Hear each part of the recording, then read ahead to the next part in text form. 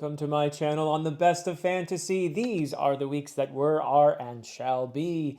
Let's begin with news of a sale for the Adan Trilogy. 1 year ago, I published The Prophet of Adan, book 2 in the trilogy, and so to commemorate the occasion, I thought I'd put all 3 books for sale for 99 cents. That is the ebook version, available from Amazon. This sale is valid for the United States and the UK. Those are the only 2 regions for Amazon where I'm allowed to put on a sale like this. So that is what I have done.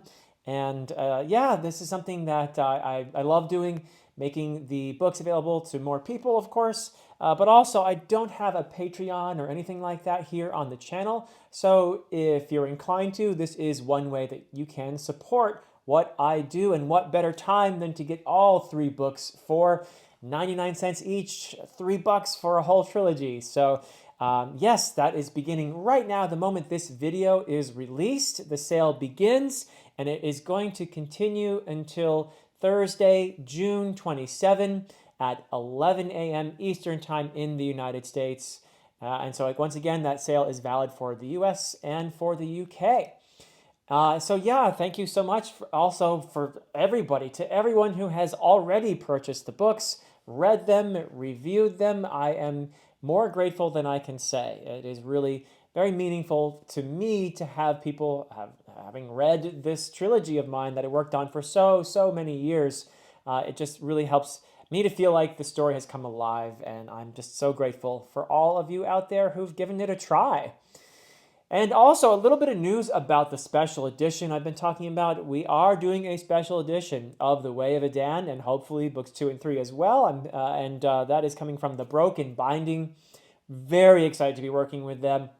I don't have any real updates other than the fact that I have seen the interior. The interior looks so beautiful. There's some really gorgeous touches that they're putting on there. And I have been talking earlier, as I mentioned, with Patrick Leo about the art, both the cover and the interior art. So I'm really excited. The Broken Binding does such excellent work with the special editions that they produce, and I'm really happy to be working with them. But I will give you some announcements when I know exactly when and what, and probably showing off some illustrations once I get a hold of them. And the audiobook I have no updates on, but I still expect that to be available sometime this summer, hopefully July, maybe even. So we shall see. I will give you a firm announcement when I know the date of the release for the audiobook as narrated by Alan from the Library of Alexandria. So on the channel, what have I been up to? Well, lots of stuff, actually. I have been continuing the series with A.P. Canavan from A Critical Dragon on analyzing stories.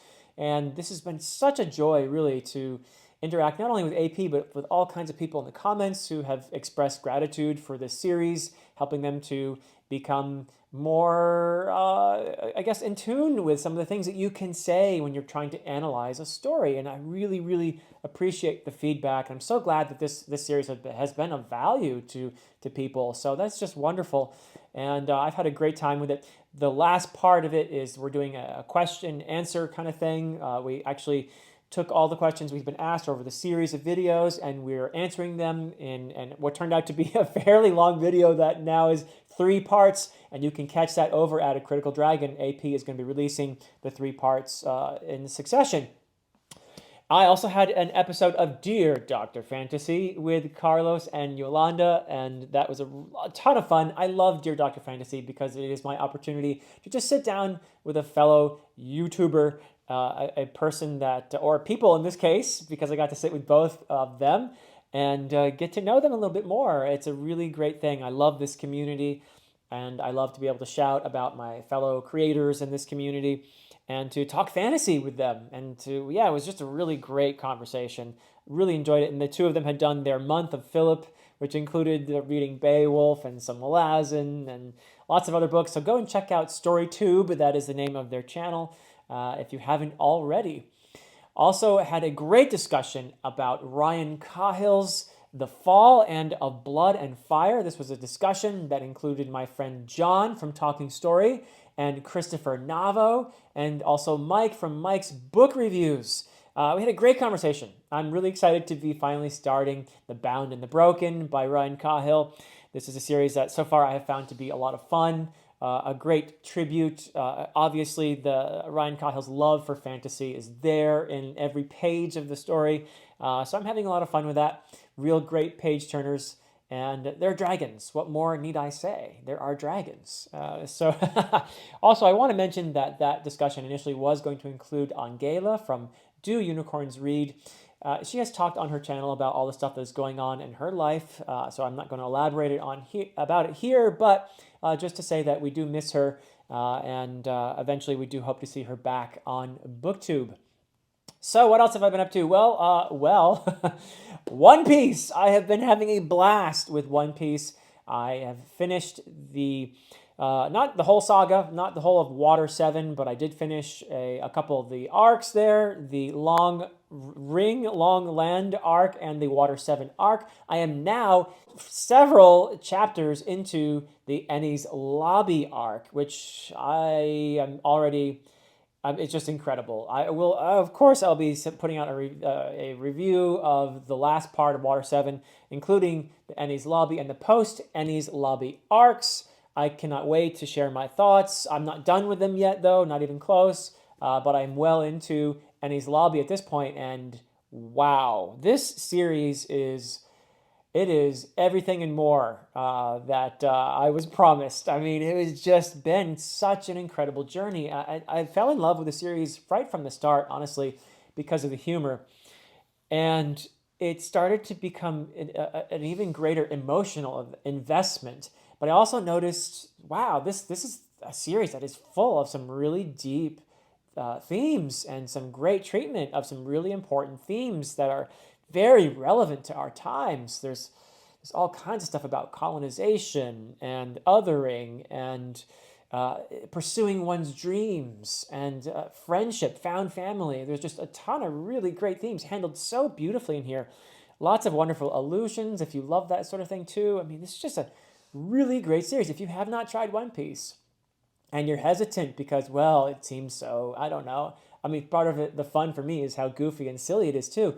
And that's part of the genius, honestly, of Oda, I have found, is that combination of serious themes with the goofiness. And thank goodness for the goofiness, because otherwise it would be tough reading. And that is just a brilliant thing that Oda has done here in the series. I'm loving my journey into One Piece so far. It's just incredible.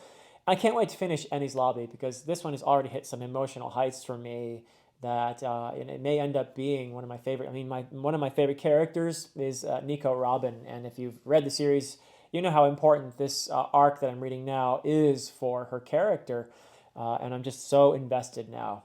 So having a blast with One Piece, and just incredible. I can't believe what I'm reading is so just wonderful. I mean, I should have known that, because a series doesn't become this beloved for no reason at all, right? So yeah, just having a blast. Also on the channel, what else have I been up to? Well, I had a great time talking with Will and Ed from the Brothers Gwyn about the Adan Trilogy. The two of them finished some time ago. Book 3 in the trilogy, Return to Adan. And I had these two have been so supportive and so wonderful. And it's just great to sit down with readers who are so perceptive as well. And they have a background, a reading background that is similar to my own because of the wonderful influence of their father, John Gwyn, the author. So I just had a great time talking to them, because I feel like they have a good understanding of what I'm attempting to do in the trilogy. And I enjoy spending time with them as well. They're really great. When I spend time with younger people who are so well-read and so just respectful and mature and kind, it gives me faith in humanity. It really does. So yeah, it's great.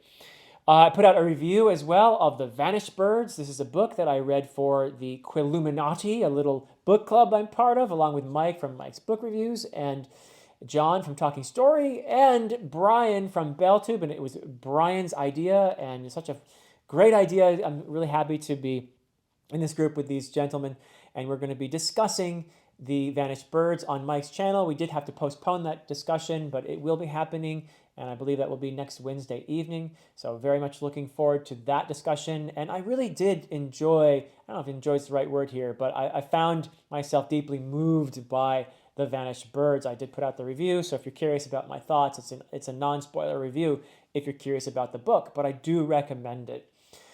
And I had a discussion of The Sandman, the final parts of Season of Mist. This was a discussion I had with AP and with Varsha from Reading by the Rainy Mountain, and had a lot of fun with that.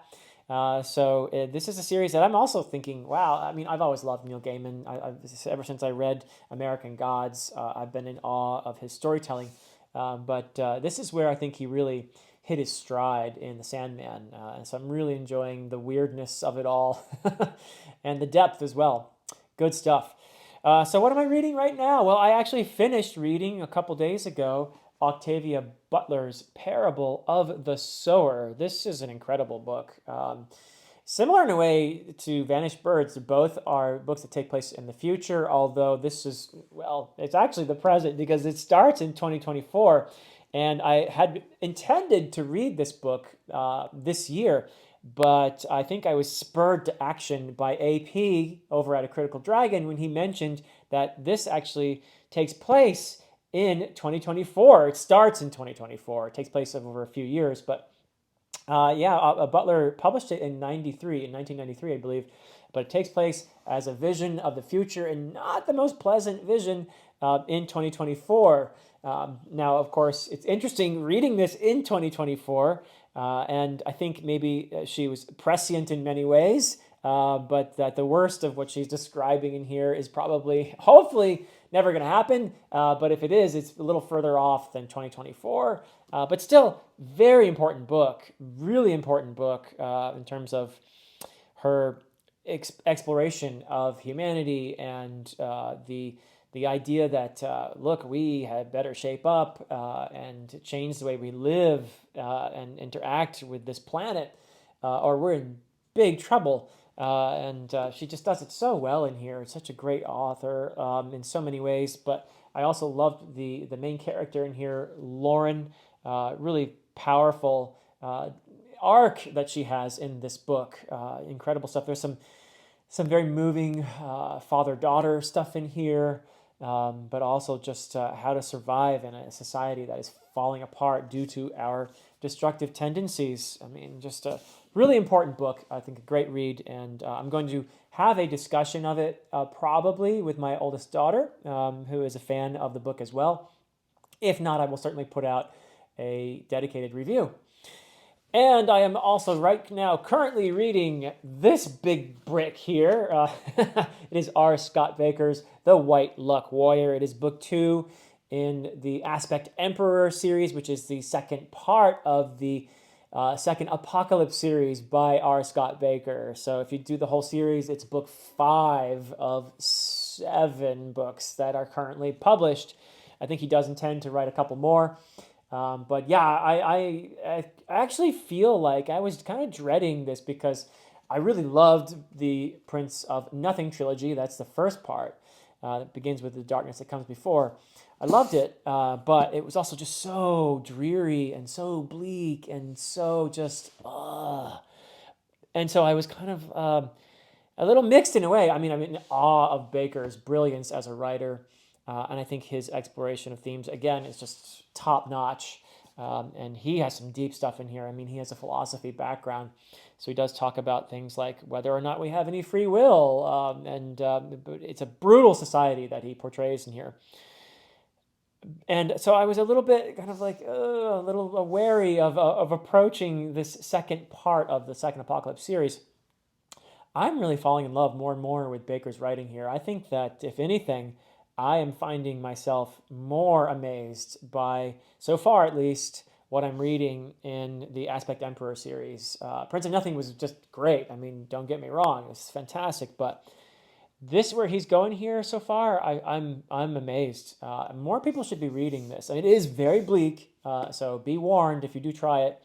And he does not shy away from portraying some really awful stuff. There is sexual assault and all kinds of really kind of triggering stuff in there, so be warned, but it is really just amazing writing. Very, very good stuff.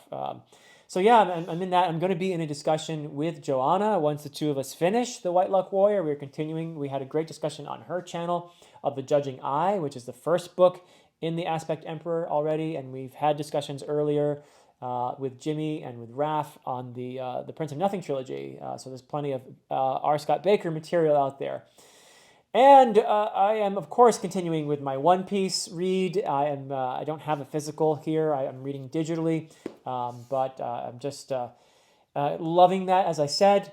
And I will be putting out a review of the Enies Lobby and post Enies Lobby, as I said, those two arcs when I'm done.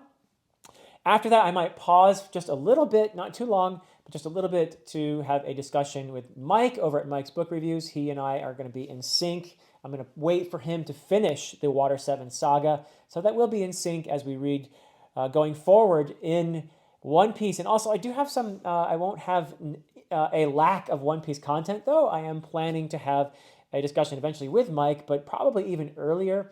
I've talked with Murphy, who is the person who brought me into manga in the first place and my inspiration for reading One Piece. And so she and I are probably going to have a discussion about One Piece, where I am so far, and just a gush fest probably, knowing how we both feel about the series. So yeah, and I do plan to have a series of discussions with my friends, including I've talked about doing this with Alan from the Library of Alexandria, and also I'd love to talk with Patrick over at Patrick Leo about One Piece. I know it's an important series for him as well. So yeah, that's something I want to do a little bit more.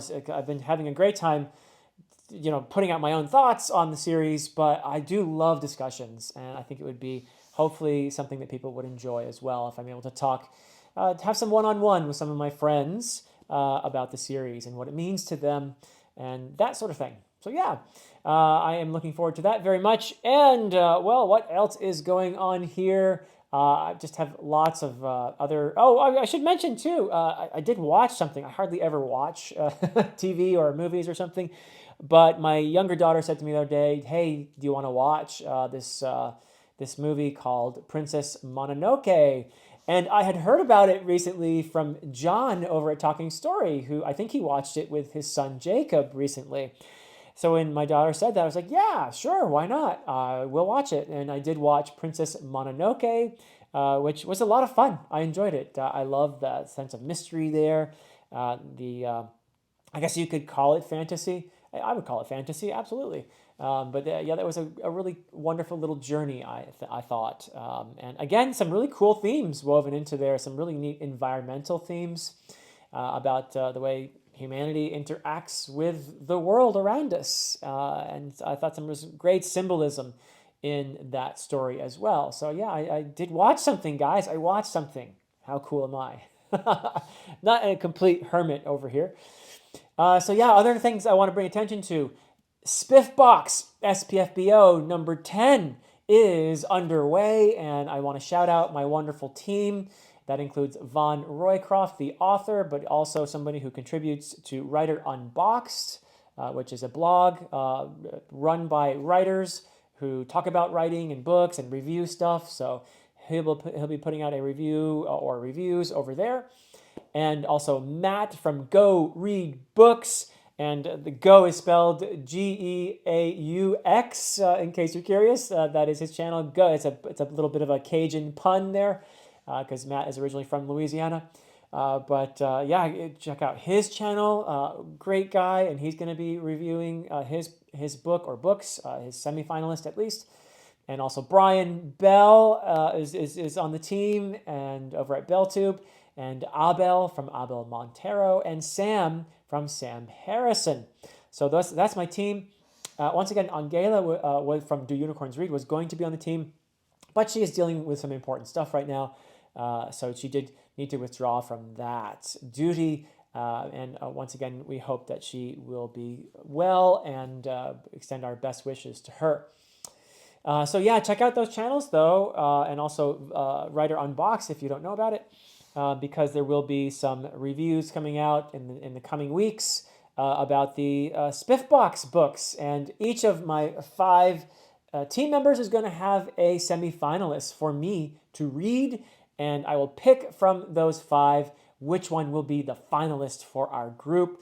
And I'm going to have a chat with the 5 of them where I'm going to reveal the finalist. Having read, this is going to be in late October, so I'm really excited about this. But I'm going to sit down with each of them, have a discussion about each of the semifinalists from our group, and then reveal at the end which one I'm going to decide to make our finalist and what its score will be and all that, because I do need to score the finalist. So yes, that's exciting. And lots of stuff upcoming here on the channel. I have some really fun DDFs. That's Dear Dr. Fantasy. I have some fun episodes planned. The next one that's going to be out is going to be with Jared Henderson, who does a lot of philosophy on his channel, doing some exciting things over there. But I have some other ones lined up as well that I'm really excited about.